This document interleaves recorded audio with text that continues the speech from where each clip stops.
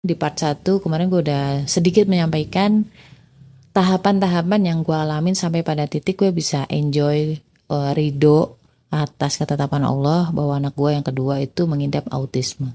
Ada beberapa tahapan yang secara manusiawinya memang itu manusia. Maksudnya gimana sih, Mbak? Tahapan-tahapan ini tuh normal adanya. Ya, kita bukan malaikat. So, itu yang membuat kita menjadi manusia.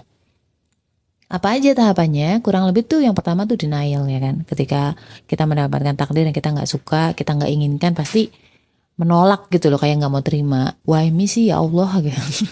Why not gitu ya kalau misalkan kata Ustadz Hadi Hidayat kan. Lalu kemudian ke tahap anger, ke tahap marah. Kita masih nyalahin siapa yang bisa disalahin, itu kita masih marah. Sempat blaming juga ke diri sendiri atau ke orang lain kayak gitu. Dan baru tahap selanjutnya adalah tahap bargaining. Tenang aja, kita dapat pahala kok kayak gitu. Tenang aja, nanti ada hadiahnya kok kayak gitu. Tapi kadang itu belum bisa meringankan keseharian kita. Menerima takdir yang kita tidak suka, yang tidak kita inginkan, itu tidak mudah, itu berat, itu perkara berat. Makanya kepala kita tuh udah berisi afirmasi-afirmasi positif, sudah menghibur diri, terus hati lo menjadi tenang. Belum tentu hati lo jadi ridho. Siapa yang maha membolak-balikan hati? Bukan otak kan? Allah yang maha membolak-balikan hati. Padahal hati, kata ulama, itu adalah rajanya tubuh kita. Kita bisa enteng atau enggak ngejalanin hidup itu tergantung hati kita. Dan akhirnya di suatu titik gue menemukan titik acceptance. Sampai pada titik gue ridho. Untuk lebih lengkapnya silahkan cek di part pertama. Sebenarnya istilah yang paling tepat tuh ridho, bukan ikhlas ya. Ikhlas itu adalah menjalankan segala sesuatu itu karena Allah. Hanya karena Allah, itu ikhlas. Tapi ridho itu artinya menerima takdir Allah. Ada banyak hikmah ketika lu udah ridho terhadap sesuatu, terhadap takdir yang tidak lu inginkan, itu ada banyak banget hadiah dari Allah. Apa aja itu? Nah, gue akan share ini di case anak gue yang autis. So, don't go anywhere, I'll be back soon, insya Allah. Assalamualaikum, gimana kabar lo? Alhamdulillah. Apakah lo lagi ngerasa kesepian atau sendirian? Kenalin, gue Ria Marliana, teman healing lo di podcast Self Healing. Di sini kita bakal ngobrol bagaimana sih belajar berdamai dengan luka, tentu aja atas izin Allah Subhanahu wa taala. Semoga Allah sembuhkan lukamu, ringankan bebanmu, dan kuatkan hatimu. Ketika gue masih merasa ini adalah hukuman, gue merasa ini adalah ujian gitu, itu yang rugi bukan orang lain, yang rugi bukan Allah, yang rugi adalah gue sendiri. Justru semua terasa berat. Ketika berat kita jadi so many complain, so many anger gitu ya. Kadang-kadang jadi bad mood, uring-uringan, dan itu tidak enak. Dan alhamdulillah begitu sampai di titik ridho, Masya Allahnya tuh Allah bukakan hikmah, buka pikiran gue bahwa bisa jadi kemudahan-kemudahan yang gue dapat, kebahagiaan-kebahagiaan selama ini yang gue dapat, termasuk sekeluarga gitu ya, itu bisa jadi karena gue dititipin anak gue.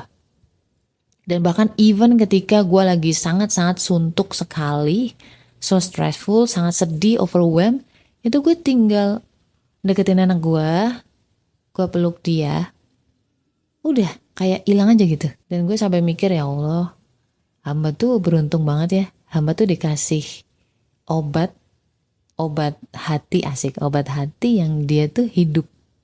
Gue pernah perjalanan keluarga ke arah Jawa Timur waktu itu. Gue berhenti di rest area untuk sholat. Kebetulan waktu itu gue sama anak gue yang kedua. Jadi gue sholat, anak gue di sebelah gue. Dan begitu melihat ada kotak masjid, ada rodanya, dia udah obsesinya muncul kan. Langsung dia pegang buat mainan, majuin mundurin. Dari belakang terdengar suara bapak-bapak kenceng banget bilang, "Hei, anak siapa ini? Hei, gak boleh kayak gitu." Dipentak-pentak terus. Dan bapaknya tuh gak berhenti-berhenti neriakin anak gua. Begitu selesai sholat, gue gandeng anak gue ajak keluar. Sambil bilang ke bapaknya, "Anak saya autis." Lu gak tahu rasanya ya. Rasanya tuh waktu itu ya ampun, antara sedih, marah, kayak seolah-olah anak lo diteriakin maling. Ya karena secara physically memang anak gue gak beda dengan anak-anak yang lain. Anak-anak usia waktu itu sekitar 6 tahunan, mungkin 6 tahun 7 tahun lah.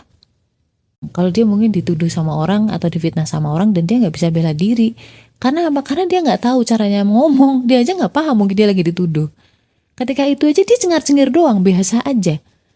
Dia gak marah, dia gak sakit hati. Gue yang sakit hati. Gue sampai ngomong, ya Allah, dasar anak surga, udah digituin aja masih cengar-cengir, masih senyum, masih happy. Anak gue mengajarkan banyak hal, terutama adalah lower my expectation and lower my ego. Gue terbiasa nge-lead, dan anak gue yang autis ini gak bisa segampang itu di-lead. Karena anak autis itu punya waktunya sendiri, teman-teman. Ketika dia belum mau, gak akan mau dia. Dan ketika dia udah mau, dia akan sangat strict to the rules, stick to SOP atau prosedur yang benar. Contohnya satu aja case, buang sampah pada tempatnya.